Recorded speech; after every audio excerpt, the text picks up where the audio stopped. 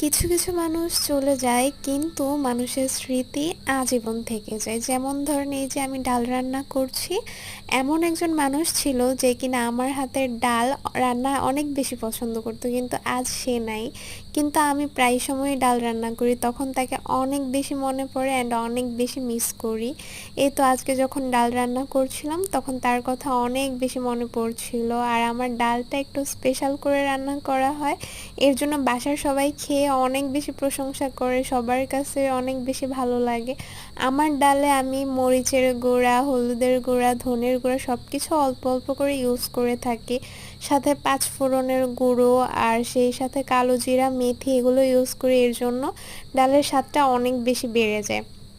সাথে যদি টমেটো আর কাঁচামরিচ দেওয়া হয়, টমেটো দিলে ভালো লাগে, আর কাঁচামরিচ যখন আমি একটু হালকা ফেড়ে উপরে দিয়ে দিই, কাঁচামরিচেরও একটা স্বাদ আসে আলাদা রকমের, অনেক বেশি ভালো লাগে। তো সবারই কিছু কিছু গুণ থাকে যে গুণগুলা সবাইকে ইমপ্রেসড করে। তার মধ্যে হচ্ছে আমি ডাল রান্না করতে পারি ভালো করে, এটা আমার একটা গুণ।